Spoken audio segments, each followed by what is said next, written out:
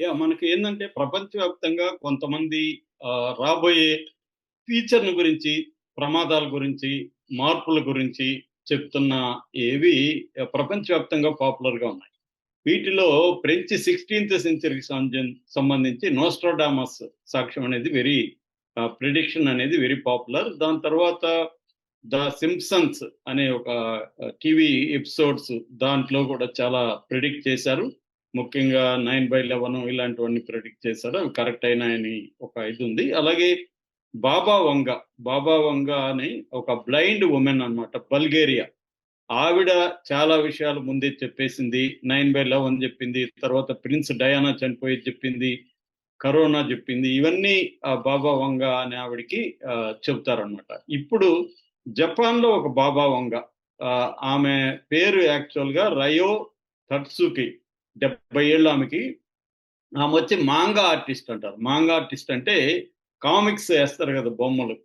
Comics ద్వారా కథ చెప్పడాన్ని manga artist అంటారు. ఆమె మాంగా ఆర్టిస్ట్ బేసిక్‌గా. అయితే ఇప్పుడు ఆమె 1999లో 'ద ఫ్యూచర్ ఐసా' అనే ఒక బుక్ రాసింది. ఆ బుక్‌లో ఏందంటే తనకి డ్రీమ్స్ వస్తున్నాయని, ఆ డ్రీమ్స్‌ని బొమ్మల రూపంలో ఆమె వేసిందన్నమాట. అందులో కొన్ని ఆల్రెడీ వాస్తవం అయిపోయింది అని చెప్తున్నారు. అందులో ప్రధానంగా ఏందంటే ఆమె చెప్పిన దాంట్లో ఎర్త్‌క్వేక్ స్కోపే ఎర్త్‌క్వేక్ వస్తదని చెప్పింది. ఈ బుక్కుకి రాయక ముందే ఆమె చెప్పింది. అది 95లో వస్తదంటే అది వచ్చింది. 6,000 మంది చనిపోయినారు జపాన్‌లో ఆ భూకంపంలో. ఆ తర్వాత ఈ పుస్తకంలో ప్రధానంగా 2011లో సునామీ వస్తుంది. తొహోకు అనే ఏరియాలో సునామీ, ఎర్త్‌క్వేక్ వస్తుందని ఆమె చెప్పిందని చెప్తున్నారు. ఆహ్, దా ఆమె చెప్పిన దాన్ని బట్టి అది 2011లో జపాన్‌లో అతిపెద్ద సునామీ వచ్చింది. ఆ టైంలో మన దేశంలో కూడా చాలా చోట్ల వచ్చింది. ఇండోనేషియా వచ్చింది. ప్రపంచవ్యాప్తంగా చాలా చోట్ల వచ్చింది. 18,000 మంది జపాన్‌లో ఆ సునామీలో చనిపోయారు. ఆహ్, సో, ఆమె ఆ చాప్టర్‌లో ఏందంటే 11 మార్చ్ 2011 గ్రేట్ డిజాస్టర్ కమ్స్ అని ఒక చాప్టర్ పేరే పెట్టిందనమాట. ఆ బుక్‌లో. ఆ బుక్ నేను కూడా చూసాను.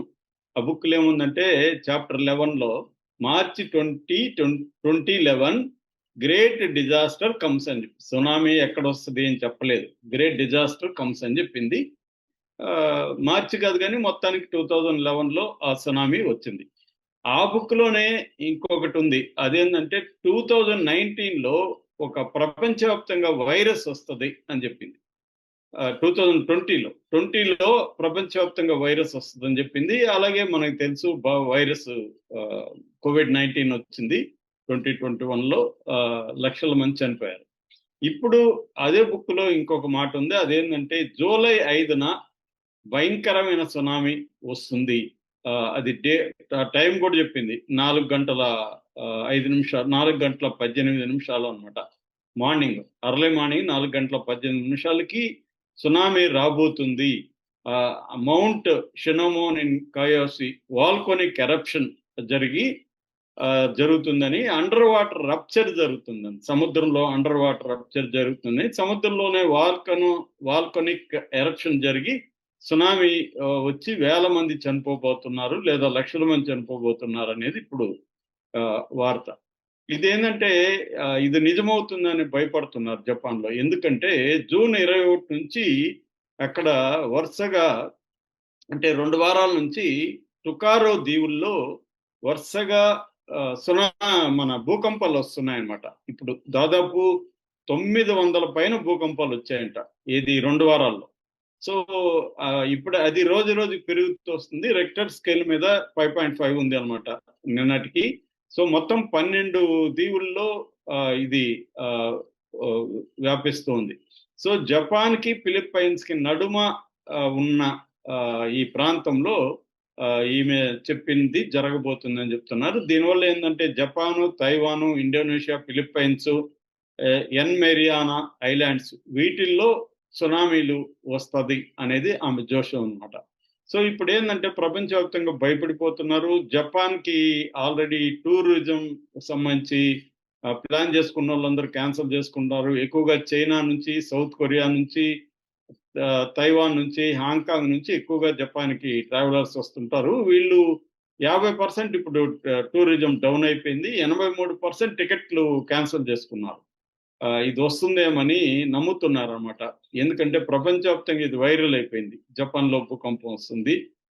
ఈ లేడీ ఆహ్, ఆహ్, న్యూ బాబా వంగ ఈమె పేరు. న్యూ బాబా వంగ చెప్పింది అని చెప్తున్నారు. సో, దీనివల్ల ఇప్పుడు అందరూ భయపడే పరిస్థితయితే ఉంది. ఆహ్, అయితే ఇక్కడ జపాన్ మెటీరియలాజికల్ ఏజెన్సీ జేఎంఏ అంటారు. ఇదైతే కొట్టిపారేసింది. ఇవేమి లేవు. ఆమె గతంలో గూడా జనరల్‌గా చెప్పింది. అది ఎవరైనా చెప్తారు. ఎక్కడో చోట ప్రపంచంలో వచ్చినప్పుడు ఇది నేను చెప్పిందని అంటారు. అని కొట్టిపారేస్తుంది. అట్లాగే అమెరికాకు సంబంధించి జియోలాజికల్ సర్వే యూఎస్‌జీఎస్ అంటారు. ఈ జియోలాజికల్ సర్వే ప్రపంచవ్యాప్తంగా వచ్చే భూకంపాల్ని, సునామీల గురించి హెచ్చరిస్తూ ఉంటది. అది గూడా కొట్టిపారేసింది. అట్లాంటిదేమీ రాదు జపాన్‌లో అనేసి.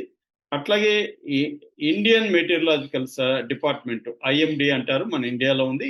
ఇది గూడా ప్రపంచవ్యాప్తంగా జరగబోయే వాటిని ఆహ్, వాతావరణ పరంగా మార్పుల్ని ఎప్పటికప్పుడు చెప్తుంటది.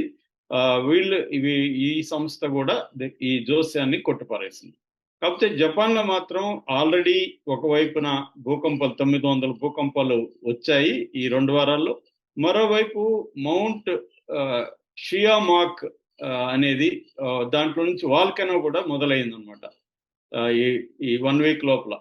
అంటే ఆమె జెప్పినట్టే వాల్కనో మొదలైంది, భూకంపాలు రావడం మొదలైంది. కాబట్టి ఆమె జెప్పిన జోస్యం జరుగుతుందని ఇప్పుడు ప్రపంచవ్యాప్తంగా నమ్ముతున్నారు. ఇది ప్రపంచవ్యాప్తంగా వైరల్ గూడా అవుతుంది. అయితే ఆమె ఇటీవలనే ఒక ఇంటర్వ్యూ ఇచ్చింది. ఆ ఇంటర్వ్యూలో ఆమె ఏం చెప్పిందంటే, "మీరు నాది సీరియస్‌గా తీసుకోకండి. నేను బేసిక్‌గా సైంటిఫిక్‌గా ఏం చెప్పలేదు. దాని బదులు మీరు సైంటిఫిక్‌గా చెప్పే వాళ్ళనే ఫాలో కండి. నేనేందంటే నాది ఆర్టు. నా కళల్ని నేను అనలైజ్ చేశాను. నాకొచ్చిన కళ నిజమవుతుందనే దానికేమి ఆధారం లేదు. నా ఆర్ట్ ద్వారా నా కళల్ని బొమ్మలేసి నేను ఇట్లాగ వాల్కనో ఇదొస్తదని నాకనిపించింది. నా కల్లో వచ్చిందా అని చెప్పాను తప్ప, నాది సైంటిఫిక్ కాదు అని ఆమె ఇంటర్వ్యూలో గూడా చెప్పింది.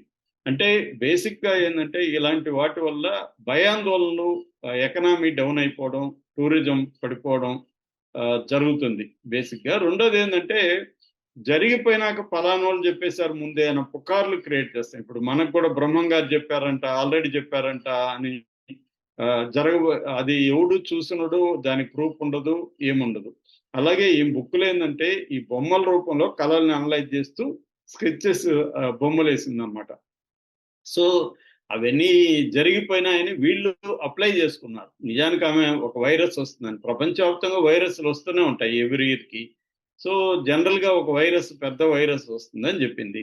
అది కోయిన్సిడెంటల్‌గా 2020లో వైరస్ వచ్చేసరికి ఆమె జెప్పిందని జెప్పేస్తున్నారు. అట్లాగా వీళ్ళేందంటే పర్టిక్యులర్ ఇది చెప్పరు. నేను చాలా సార్లు జ్యోతిష్యాన్ని గురించి జెప్పాను. మామూలుగా జపాన్‌లో భూకంపాలొస్తాయని చెప్పడం అంటే విచిత్రం. ఎందుకంటే జపాన్‌లో భూకంపాలు రెగ్యులర్‌గా వస్తుంటాయి. కొన్ని కొన్ని దేశాల్లో రెగ్యులర్‌గా వస్తుంటాయి. అక్కడొచ్చి భూకంపం వస్తదని ఇప్పుడు అదేదో సామెత ఉంది. తిరుపతిలో గుండోడు కనిపిస్తాడు నీకంటే రోజు కనిపిస్తానే ఉంటారు. సో, అలాగా ఈ జోస్యాలు గూడా ఏందంటే కొందరు మంది పాపులర్ అయిపోయుంటారు. సో, దాన్ని పట్టుకొని అందరూ ముందే జెప్పేసారంటారు. మరి బాబా వంగ అంత ఇదైంటే ఆమె కళ్ళెందుకు ఆమె తెప్పించుకోలేదనే వాళ్ళు గూడా చాలా మందున్నారు. ఇది బల్గేరియన్ ఇది. సో, ఈమె గూడా తన కళల్ని అనలైజ్ జేశాను. ఎందుకంటే మనకి కళలకు కూడా నేపథ్యం ఉంటది. కళలు రావడానికి కూడా మన ద ప గతంలో మన జీవితం, మన అనుభవాలు, మన ఊహలు వీటిలో నుంచే కళలు కూడా వస్తాయనేది ఫ్రాయిడ్ కానీ ఆ తర్వాత వచ్చిన సైకాలజిస్ట్ చాలా మంది కళలను అనలైజ్ చేసి చెప్పారు. సో, ఆహ్, కాబట్టి ఇవి కళల్ని అనలైజ్ చేస్తూ బొమ్మలేసింది తప్ప జపాన్‌లో ఏమి రాదు. కాపోతే రేపటికి తెలిసిపోతుంది కాబట్టి మనం ఆహ్, అర్థమైపోతుంది. రేపు నిజంగా ఈమె చెప్పినట్టు సునామీ వస్తే ఖచ్చితంగా ఈమెది సక్సెస్ అయిందని మనం ఒప్పుకోవచ్చు. లేదంటే మాత్రం ఏమి జరగదు. ఎందుకంటే జపాన్ మెటీరియలాజికల్ ఏజెన్సీ వీళ్ళందరూ లేదని చెప్తున్నారు. ఉండేటైతే వాళ్ళు హెచ్చరించి ఖాళీ చేయించేవాళ్ళు గదా! కాబట్టి ఇది ఒక సెన్సేషనల్ వ్యవహారం తప్ప అంతకంటే ఏమి కాకపోవచ్చు.